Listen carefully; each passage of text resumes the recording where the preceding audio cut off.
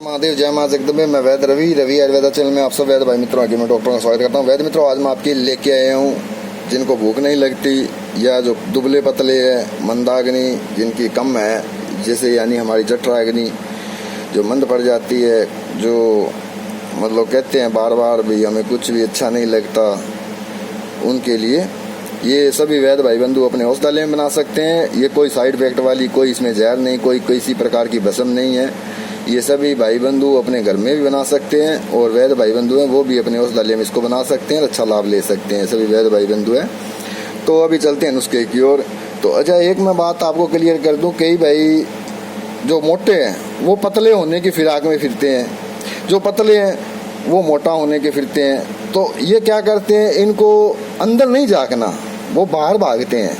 हमने क्या खाया, क्या पिया, क्या देखा, क्या ओढ़ा, क्या खाया, क्या पचाया, कैसे रहा, ये नहीं देखना। बस किसी ने ऐड कर दी या कोई इधर टीवी से देखा या इधर उधर से कहीं से देखा, भाग गए। चलो, किसी ने मेरे जैसे ने किसी ने कह दिया भी ये खा ले, तो भाग के गए, वो खा लिया। नुकसान करे कोई बात नहीं, बाद में देखेंगे। पर लेकिन एक बार खाया, खाने के बाद एक बार शरीर हट्टा कट्टा हो गया, पूरा फूल गया, आहा आनंद आ गया। किसी दूसरे ने देखा, कहाँ से ली, अरे वहां से ली दवाई। अब जैसे ही वो दवाई छोड़ी तो ये लो जी, एक दवाई छोड़ी, ऊपर से 100 दवाइयों को निमंत्रण दे दिया, यानी कि 100 रोगों को भी बुलावा दे दिया।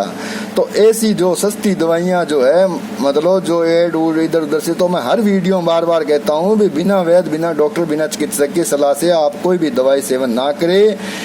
हर बार मैं कहता हूँ, क्यों कहता हूँ, इसीलिए कहता हूँ। जो हमारे पास जो मरीज आते हैं, छोटे छोटे बच्चे आते हैं, इधर उधर से एड देखकर जो मोटा होने की दवाई खा लेते हैं, बाद में उनको जैसे छोड़ते हैं तो जैसे ट्यूब से हवा निकलती है, उस प्रकार उनके शरीर का सत्यानाश। एक रोग मतलब मोटा होने के लिए दवाई खाई, बल्कि उससे जब तक खाई तब तक तो मोटा रहा, जब छोड़ दिया तब 100 रोगों को और भी आ बेल मार मुझे, वो मतलब हुआ उनके साथ। और शरीर का भी सत्यानाश किया साथ में, और अपने पैसा भी बर्बाद किया। पैसे तो वो थोड़े थोड़े लगते बहुत ज़्यादा, फिर बाद में जब उसका इलाज करवाते हैं तब वो कहाँ पे जाके पड़ता है। और बहुत भाई बंधु कहते हैं मैंने इनसे दवाई ली, इनसे दवाई ली, और हमारा भी नाम लेते हैं। और मैं तो आप खुद कहता हूँ भाई, मैं कोई परमात्मा नहीं हूँ। देखो, हमसे भी अगर 100 आदमी दवाई लेते हैं तो उसमें 70% ठीक होते हैं, 30% मैं नहीं कहता भी नहीं ठीक होते हैं। क्यों नहीं होते, वो उनके भी कर्म धर्म होते हैं। वो कमेंट गलत करते हैं या मुझे फ़ोन करते हैं आपकी दवाई काम नहीं करी, तो हो सकता है शायद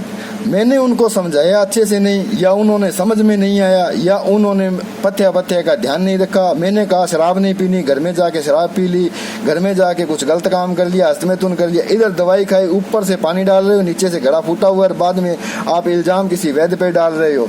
तो ये तो फिर गलत बात हो गई ना। जब इंसान खुद गलती करता है, इल्ज़ाम दूसरे के सर पे डालता है, तो वो गलत है। मैं भी कोई परमात्मा नहीं हूँ भाई, ये सीधी सी बात है। बड़े बड़े ऑपरेशन फेल हो जाते हैं, तो दवाई जो हमारी है उसकी गारंटी है। अगर कहेंगे सोना है तो सोना है, कहा है चांदी है तो चांदी है, कहा है काम करे ना करे वो आपके कर्मों धर्मों पे टिकी हुई है। झूठ बोलकर मैं आपसे कोई पैसा नहीं लूंगा, कोई मतलब कोई बात नहीं है। जैसे लोग कहते हैं 4 खुराक में आपको ये कर दूंगा, डंडा बना दूंगा, वो कर दूंगा, वो तो है देखो टपोरी वाली बात है, कुछ नहीं होने जाने वाली बात। इतना जल्दी कुछ भी नहीं होता है।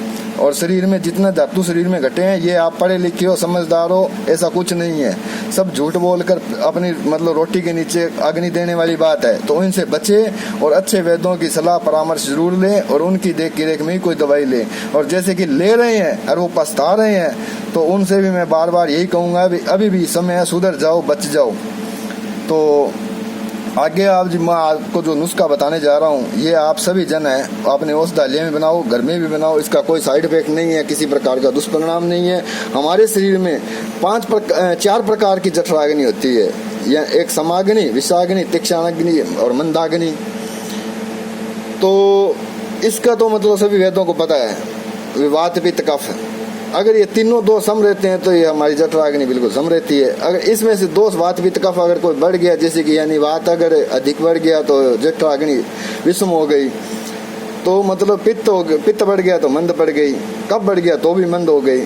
तो ये तो आगे इसकी बातें बहुत लंबी चौड़ी है, इसको तो समझाने में बहुत समय लगता है। तो अभी चलते हैं नुस्खे की ओर। नुस्खा क्या करना है, हाजमूला लेना है आपने, जो डाबर फार्मेसी का हाजमूला का डब्बी आती है, एक डब्बी ले लेनी है। उसी के बराबर अमचूर, किसी भी फार्मेसी का अमचूर ले लीजिए, और भुना हुआ जीरा ये भी बराबर लेना है। इन तीनों को बारीक पीस लेना है।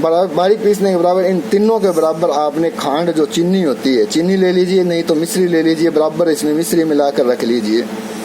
2.5 से 3 ग्राम भोजन से पहले लोगे तो भूख खूब बढ़ेगी, भोजन के बाद में लोगे तो तुरंत भोजन पचेगा। दूसरा नुस्खा इसी तरह का अमचूर, जीरा भुना हुआ।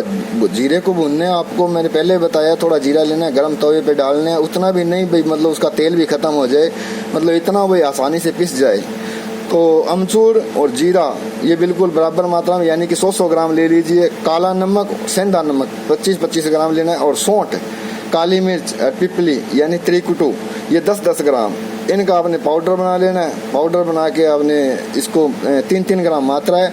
छाछ जो मट्ठा होता है, भैंस की ले लीजिए, गाय की ले लीजिए, उसकी मट्ठे के छाछ के साथ आप इसको भोजन के बाद में लेंगे तो भोजन तुरंत पचेगा, अगर पहले लेंगे तो भूख बढ़ेगी।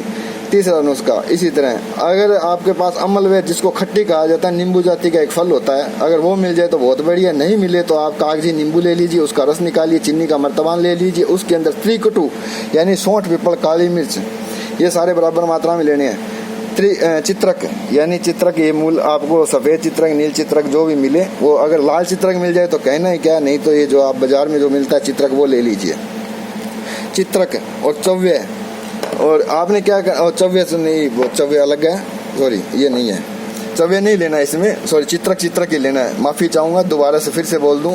आपने क्या करना, अमलवेद जो अगर मिल जाए तो ठीक है, जिसको खट्टी नींबू जाति का फल कहा जाता है, नहीं मिले तो कागजी नींबू लेना है। त्रिकुटू, सौंठ, पीपल, काली मिर्च, और ये बराबर मात्रा में लेना है। चित्रक यानी कि ये चित्रक, अगर जो भी आपको अगर लाल मिल जाए तो बहुत बढ़िया बात है, नहीं तो नील या सफ़ेद मिल जाए वो भी बढ़िया है। त्रिफला यानी कि हार्ड बेड़ा आंवला, और अनारदाना और अमचूर ये बिल्कुल बराबर मात्रा में लेना है, यानी 100 ग्राम ले लीजिए। और पोकर मोल, जिसको पुष्कर मोल बोलते हैं, पोकर मोल भी बोलते हैं, कुट भी बोलते हैं, ये आपने 150 ग्राम। और इंद्रायण, जिसको इंद्रायण का गुद्दा, ये आपको कटा हुआ पंसारी के यहाँ से मिल जाएगा सूखा।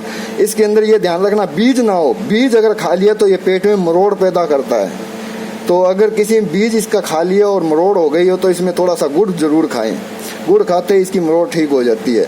तो इंद्रायण का सूखा हुआ गुद्दा आपने 20 ग्राम लेना है, और हींग तवे पे भुंदी हुई देसी घी में वो 10 ग्राम लेनी है।